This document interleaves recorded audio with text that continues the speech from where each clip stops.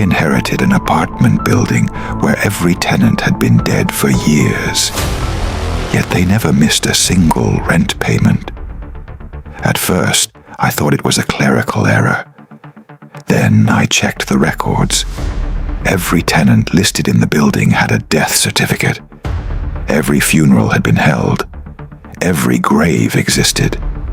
Yet every month, without fail, rent appeared in the building's account. And then something happened that changed everything. One payment stopped. The following morning, someone across the city died. By sunset, their name had appeared on the lease.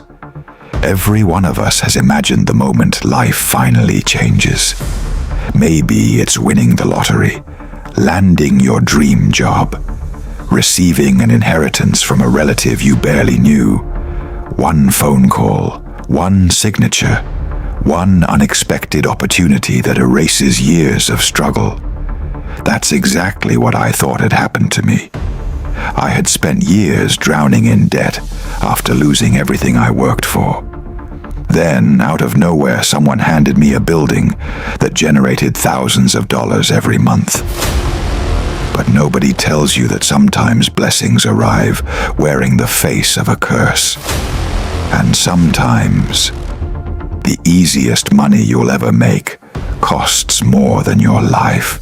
Tonight, I'll tell you how I discovered a building that should have been empty, why every tenant inside had already died, why the rent never stopped coming, and why opening one apartment door destroyed everything I believed about death forever.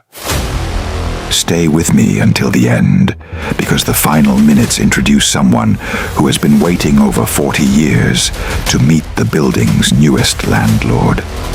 And when he finally speaks, you'll understand why nobody who inherits Blackwood Apartments ever keeps it for long.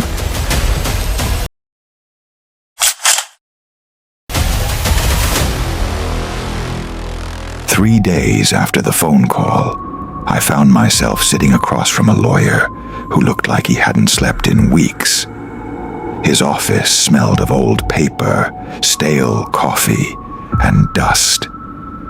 He slid a thick folder across the desk without saying a word. Inside was a property deed, several decades of financial records, and a single handwritten note from my late uncle. I barely remembered him. We'd met twice when I was a child. According to the lawyer, I was the only surviving relative. "Congratulations," he finally said, though he didn't sound happy. "You are now the owner of Blackwood Apartments." He avoided eye contact as he spoke. Instead, he kept glancing toward the folder, as though it contained something alive. I signed the papers without reading every page. Looking back, that was the first mistake. The second was accepting the keys. They were impossibly old, heavy brass, worn smooth by countless hands. When they landed in my palm, they felt strangely warm, almost as if someone else had been holding them moments earlier. The lawyer quietly whispered one final sentence before I left. "If anyone knocks after midnight, don't answer." He refused to explain. The building stood exactly where the documents said it would, at the end of a forgotten street where even GPS seemed reluctant to guide me. Blackwood Apartments looked abandoned. The brick exterior had darkened with age. Ivy strangled the walls, and several windows were cracked. Yet one apartment glowed with warm yellow light high above. I parked across the street and waited. No movement, no voices, no passing cars. The neighborhood felt strangely empty, as though people had learned to stay away. As I crossed the road, every sound seemed to disappear. Even the wind stopped. The only thing I could hear was the metallic clink of the keys in my pocket. The front gate opened before I touched it, slowly, silently, as though the building had been expecting me. The lobby should have been filled with dust and decay. Instead, it was spotless. The marble floors gleamed as though someone polished them every morning. Fresh flowers rested on a reception desk that hadn't been staffed in decades. A grandfather clock ticked steadily against the far wall. It was exactly 11:47 p.m. Every framed photograph hanging along the corridor showed smiling tenants from different decades, families, couples, children. Yet every photograph shared one impossible detail. No matter how old the picture looked, every person was staring directly into the camera, not smiling, watching. I felt my stomach tighten. Then I noticed something else. Every frame had today's date written neatly on the back. The building manager's office was unlocked. Inside, everything remained perfectly organized. Filing cabinets were neatly labeled. Utility records stretched back more than 70 years. On the desk sat an enormous leather ledger. Its pages were yellow with age, but the handwriting remained perfectly sharp. Every apartment number was listed, every tenant's name, every monthly payment, every line stamped paid. At first, I admired the meticulous bookkeeping. Then I began searching the names online. One by one, obituary notices appeared. Some tenants had died last year. Others had been buried 20 years ago. One woman listed as paying rent every month had died in 1968. I checked again, convinced I had made a mistake. I hadn't. The ledger wasn't outdated. Someone had recorded this month's payment beside every dead tenant's name only hours earlier. Then I reached the final page. Apartment 404. Tenant, vacant, payment status, awaiting occupant. As I stared at those words, a floorboard creaked directly above my head. I should have left. Every instinct I had screamed that nothing good waited upstairs. But curiosity has destroyed more people than fear ever has. I picked up the old brass keys and stepped into the elevator. It groaned like something waking from a long sleep. There were 6 buttons inside, but one immediately caught my attention. Floor 4 looked different. Its brass had been polished by decades of use, while every other button was faded and dusty. Someone, or something, used that floor often. The elevator climbed painfully slowly. First floor, second, third. Then it stopped.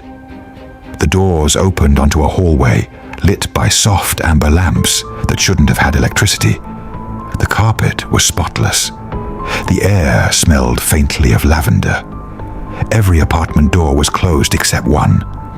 Apartment 404 stood slightly open, just enough to reveal darkness beyond the doorway. Then I heard it. Not footsteps, not breathing. A gentle voice. An elderly woman humming a lullaby I'd never heard before, yet somehow already knew. I pushed the door open with one trembling hand.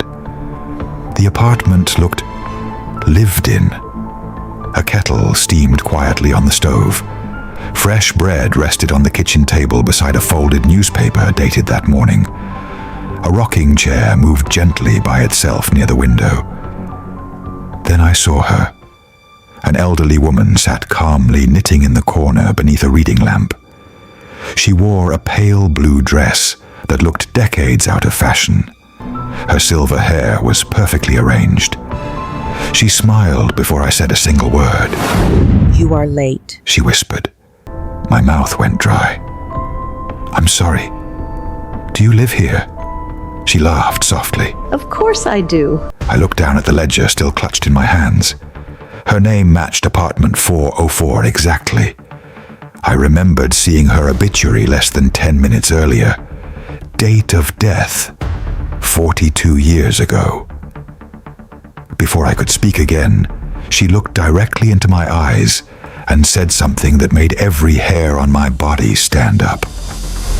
"Your uncle was much braver than you." I stumbled backward into the hallway, unable to process what I'd just seen.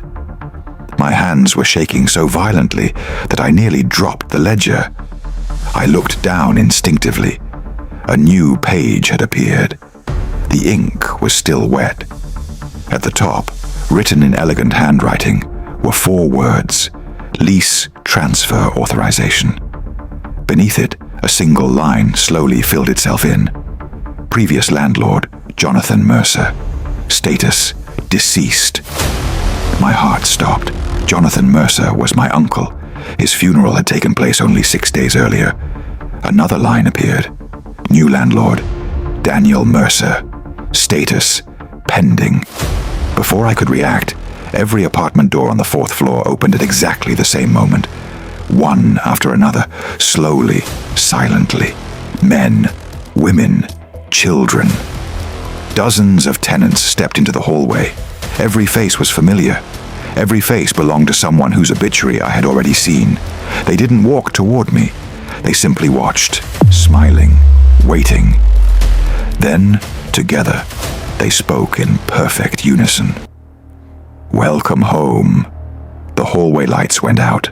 The ledger slammed shut. And in complete darkness, I heard someone standing directly behind me whisper, "The first rent is always paid in blood." Drop your comment and watch the next episode. Don't forget to like, share, and subscribe to Tales of Karma for more interesting stories.